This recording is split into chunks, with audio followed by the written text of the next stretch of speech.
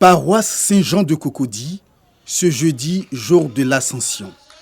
Célébrée 40 jours après la fête de Pâques, elle marque la dernière rencontre de Jésus avec ses disciples après sa résurrection et son élévation au ciel.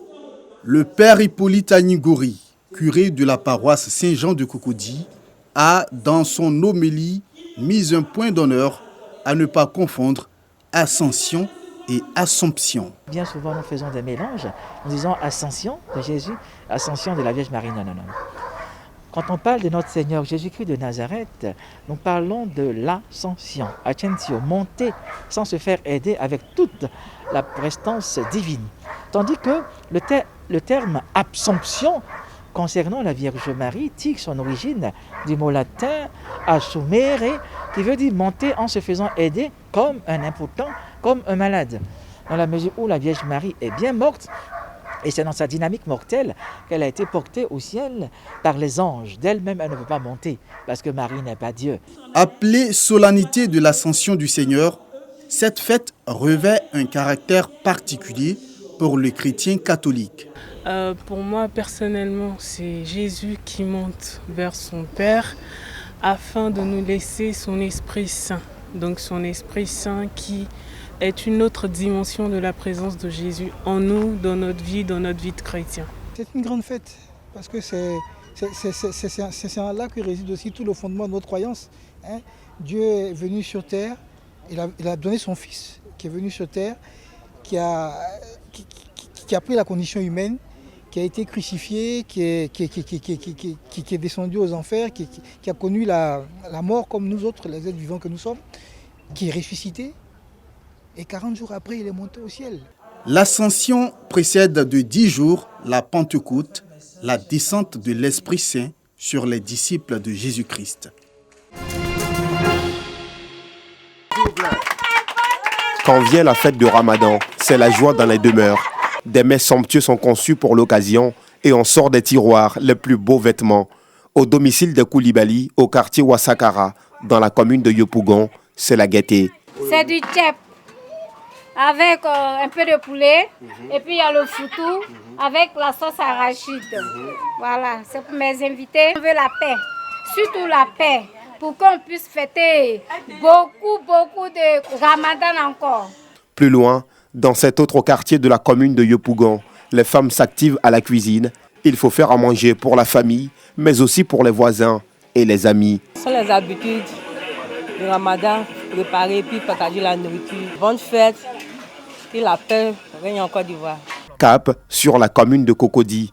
Le domicile des Konaté refuse du monde. La fanfare du quartier est invitée pour donner à la fête ses plus belles couleurs.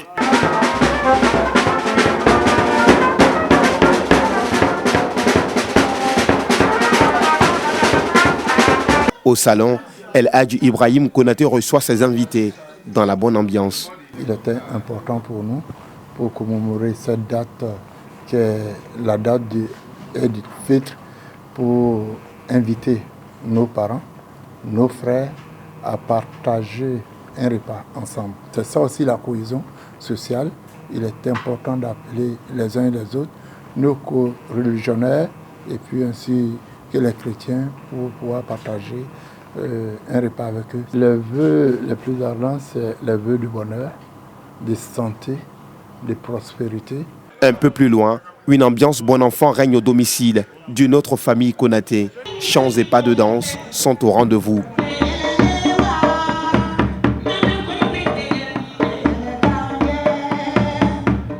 Dans la salle à manger, les invités ne se font pas prier. La famille Konaté a voulu rassembler les voisins, les amis et les collègues de travail en ce jour de fête. La fête pour nous, c'est le fait de nous retrouver en famille, avec des amis, des voisins. Et c'est cette tradition que nous respectons. C'est une journée porte ouverte. Vous avez vu que des voisins du quartier sont là avec nous, des amis sont venus de lointain. On a des artistes, tout ça pour créer une bonne ambiance. 9e mois du calendrier islamique, le Ramadan est un moment de pénitence qui s'achève à l'apparition de la nouvelle lune, marquant le mois de Shawwal. Des flammes incandescentes dans le ciel de Yopougon, précisément au quartier Saint-André. Plus d'une dizaine de maisons et de magasins sont réduits en cendres. La population n'en revient pas. C'est l'effroi, mais aussi le découragement. Je devais aller en voyage, donc j'ai perdu un peu le temps à ranger les trucs des enfants. Un coup, je vois la fumée dans le plafond. Donc les enfants sont sortis, ils disent qu'il y a le feu. Donc ils sont sortis, il y avait déjà le feu. Je suis monté sur le toit, j'ai commencé à démonter les tôles et puis les gens me donnaient l'eau, je mouillais les plafonds. Mais après un moment, ça ne pouvait plus. C'était tellement fort que je suis descendu. Tous mes bagages sont brûlés. Tous mes bagages. Tous mes bagages. Les effets de mes enfants, de l'école, tout ça. Rien. L'incendie s'est déclaré peu après 9h ce matin. Certains dormaient encore et les musulmans d'entre eux étaient à la mosquée pour la prière de l'Aïd el-Fitr. Alertés, les sapeurs-pompiers militaires se sont rendus sur le terrain pour circonscrire les flammes et éviter un drame. Aucune perte en vie humaine n'est à déplorer, mais des blessés graves, dont un enfant, et d'importants dégâts matériels. À notre arrivée, on était confrontés plutôt à un feu de plusieurs magasins et un feu de bâtiments de 6 habitations en bande. Alors c'est avec un équipage composé de 3 engins porteurs d'eau et 33 sapeurs-pompiers que nous avons pu, aux environs de 12h47, arriver à bout de ce sinistre. Cette jeune dame a converti le domicile familial de ses défunts parents en un lieu de culte il y a quelques années. Un endroit qui lui permettait de prononcer l'évangile et de canaliser les jeunes du quartier, nous dit-elle.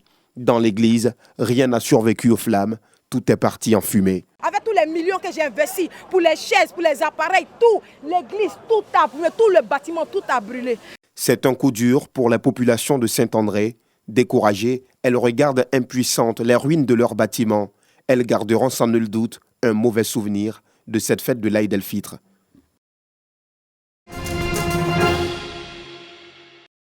Les parents d'élèves de l'Esterma Saint-Paul-du-Plateau ont organisé un sitting au sein de l'établissement pour exprimer une fois de plus leur désarroi face à la démolition de cette institution en juillet prochain. L'archevêché d'Abidjan a décidé de démolir l'établissement pour construire à la place un supermarché. Lettre ouverte au cardinal Jean-Pierre Coutois. L'ensemble des parents et des élèves de l'Esterma Saint-Paul-Plateau présent en ce jour 10 mai 2021 au sein de cet établissement marque son désarroi total face à la démolition de cette institution prévue à partir de juillet 2021. Les parents d'élèves de l'Esterma Saint-Paul-Plateau sont meurtris de la décision unilatérale de l'archevêché de détruire cet établissement de qualité sans proposition concrète de relocalisation. Une démolition qui intervient selon l'archevêché à cause des difficultés économiques que connaît l'Église catholique ivoirienne. Une décision jugée extrême par les parents d'élèves. Des promesses qui nous ont été faites. Ils nous ont dit qu'ils vont délocaliser l'école. C'était quand même appréciable. À notre grande surprise, on nous dit non, au lieu de la délocalisation, c'est plutôt la fermeture de l'école. C'est vraiment gênant. Je suis vraiment meurtri parce que c'est une grande école. Il y a plus de 65 ans d'existence. C'est une fierté pour nous d'inscrire nos enfants dans cette école. On est là parce qu'on a mal au cœur. On est là parce qu'on ne comprend pas. On est là parce qu'on ne nous a pas compris.